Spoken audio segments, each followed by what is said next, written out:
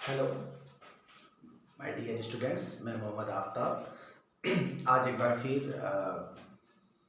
एक वीडियो बनाने जा रहा हूं और फिज़िक्स में जो क्लास 12 के लिए इम्पॉर्टेंट क्वेश्चन है उसके लिए मैं वीडियो लगातार आपके सामने देता जा रहा हूं।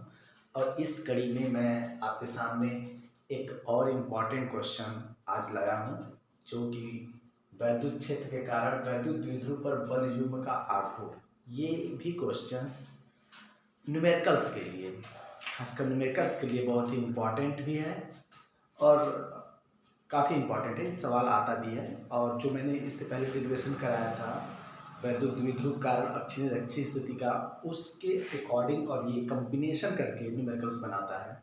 तो आइए आज इस पर चर्चा कर लेते हैं हम। जैसे है वैद्युत क्षेत्र के कारण वैद्युत द्विध्रुव पर बल युग्म का आघूर्ण, यानी वैद्युत क्षेत्र, कोई वैद्युत क्षेत्र है, मान लीजिए मैंने एक वैद्युत क्षेत्र का बनाया, वैद्युत बल रेखा जैसे आप खींचते थे, ये वैद्युत क्षेत्र है। इस वैद्युत क्षेत्र में हमने एक वैद्युत द्विध्रुव रखा और किसी कोण पर रखा। बल युग्म का आघूर्ण की बात कर रहा है हमको, तो किसी कोण पर रख रहे हैं। मान इस पर मैं किसी कोण पर रखने जा रहा हूं।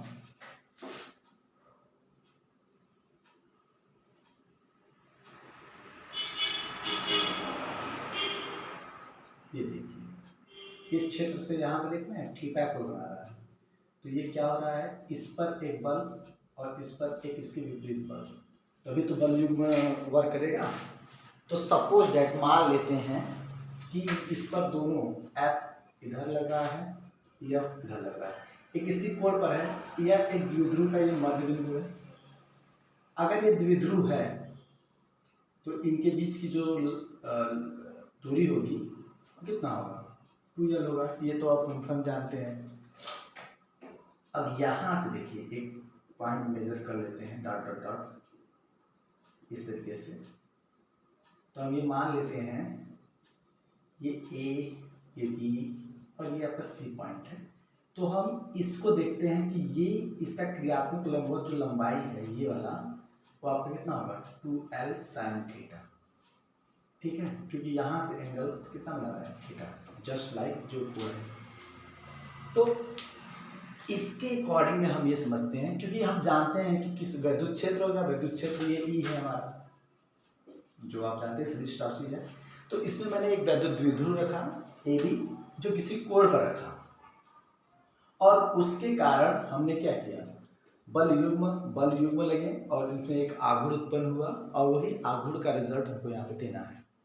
ठीक है, जैसे कि आप सभी क्रियाकलाप जानते ही हैं कि इनके बीच की दूरी 2l है, तो ये 2l sin थीटा, क्योंकि sin थीटा बराबर होता है, हमको अगर BC नहीं मालूम है, अगर मैं चित्रानुसार जैसे इसमें त्रिभुज, अगर मैं त्रिभुज ACB से चलता हूं तो हम लिख सकते थे ना, sin थीटा इक्वल टू क्या होता है, लंब बटे कर्ण। लंब आपका BC है और कर्ण क्या है, कर्ण आपका AB, तो BC इक्वल टू क्या हो जाएगा, AB sin थीटा, और AB कितना है 2l, तो 2l sin थीटा। तो ये जो BC की जो माप है, ये जो BC है, ये BC ये यहाँ से है, उसे हम क्रियात्मक लंबवत दूरी कहते हैं। क्योंकि बल आघूर्ण के लिए हमको ये आवश्यक बहुत ज़्यादा क्या है, इंपॉर्टेंस रोल निभाता है बल युग्म का आघूर्ण प्राप्त करने के लिए। तो सीधी सी बात है, चित्रानुसार चलेंगे, इसमें बहुत ज़्यादा नहीं है, चित्रानुसार मानने वाला काम कर लेंगे हम। जैसे हमने मान लिया, माना एक वैद्युत द्विध्रुव है जो किसी क्षेत्र में थीटा कोण पर रखा हुआ है, और अगर इस पे दोनों द्विध्रुव पर दोनों साइड समान परंतु विपरीत दिशा में दो बल लगते हैं, इस प्रकार इस पर एक बल युग्म का आघूर्ण उत्पन्न हो जाता है। ठीक है, तो बल युग्म का आघूर्ण जो होता है, बल युग्म का आघूर्ण, बल युग्म का आघूर्ण जो टाउ बराबर होता है, टाउ से रिप्रेजेंट करते हैं, होता क्या है, बल गुणे बल की दिशा में क्रियात्मक लंबवत दूरी, बल गुणे बल की दिशा में क्रियात्मक लंबवत दूरी, क्रियात्मक लंबवत दूरी, ये फार्मूला होता है।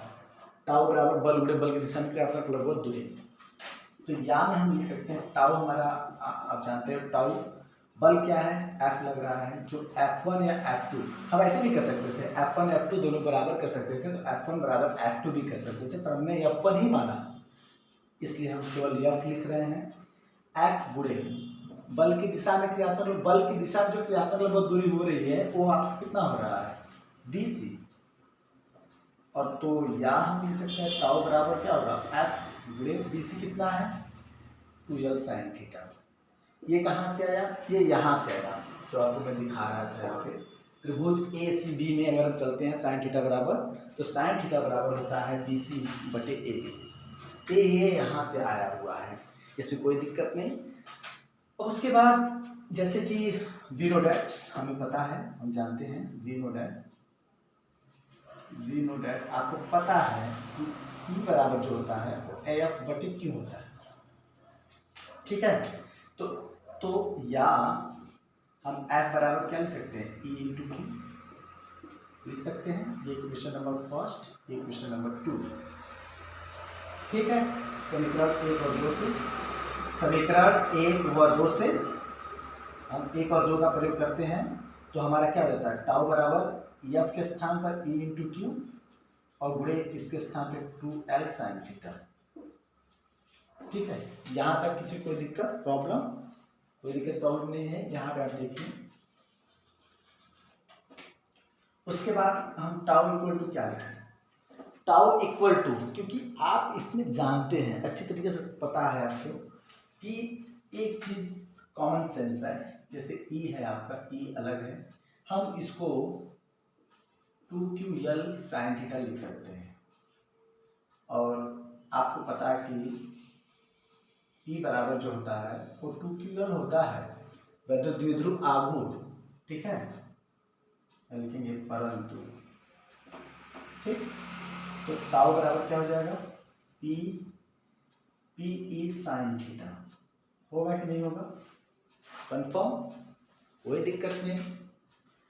क्योंकि यहाँ पे PE sin थीटा होने का रीजन क्या है, क्योंकि यहाँ पे P के स्थान यहाँ पे रख देंगे, E sin थीटा के क्षेत्र के घटक को रिप्रेजेंट करता है, इसलिए E sin थीटा हुआ।